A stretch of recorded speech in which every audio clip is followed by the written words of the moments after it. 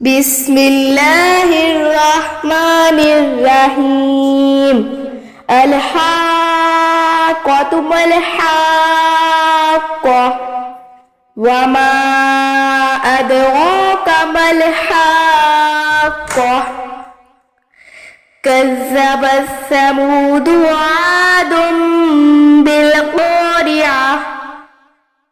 فأما ثمود فأهلكوا بالطاغية وأما عاد فأهلكوا بريح صرصر عاتية سخرها عليهم 7 ليال و8 أيام حسوما فترى القوم فيها صرعى كأنهم أعجاز نخل خاوية فهل ترى لهم من باقية وجاء فرعون ومن قبله والمؤتفكات بالخاطئة فعصوا رسول ربهم فأخذهم أخذة رابية إنا لما طغى الماء حملناكم في الجارية لنجعلها لكم تذكرة وتعيها أذن واعية فإذا نفخ في الصور نفخة واحدة وحملت الأرض والجبال فدكتا دكة واحدة فيومئذ وقعت الواقعة وانشقت السماء فهي يومئذ واهية والملك على أرجائها ويحمل عرش ربك فوقهم يومئذ 8 يومئذ تعرضون لا تخفى منكم خافية فأما من أوتي كتابه بيمينه فيقول هاؤم اقرءوا كتابيه إني ظننت أني ملاق حسابيه فهو في عيشة راضية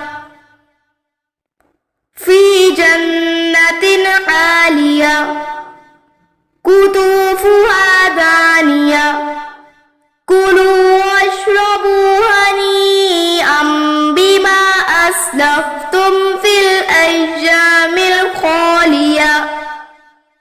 وأما من أوتي كتابه بشماله فيقول يا ليتني لم أوت كتابيه ولم أدر ما حسابيه يا ليتها كانت القاضية ما أغنى عني ماليه هلك عني سلطانيه خذوه فغلوه ثم الجحيم صلوه ثم في سلسلة ذرعها 70 ذراعا فاسلكوه إنه كان لا يؤمن بالله العظيم ولا يحض على طعام المسكين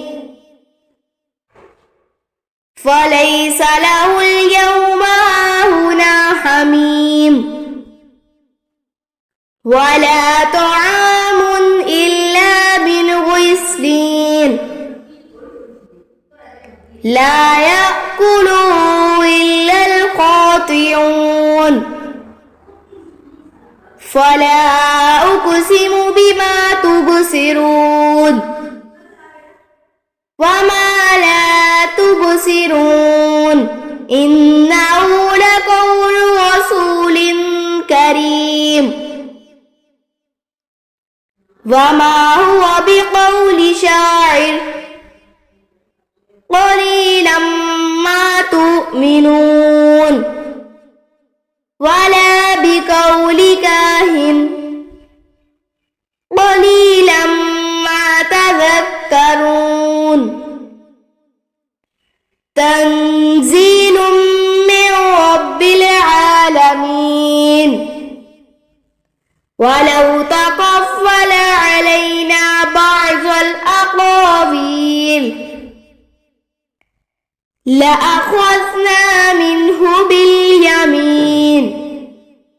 ثم لقطعنا منه الوتين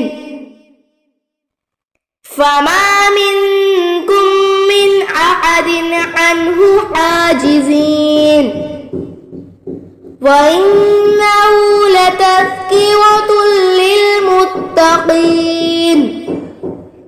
وإنا لنعلم أن منكم مكذبين وإنه لحسرة على الكافرين وإنه لحق اليقين فسبح باسم ربك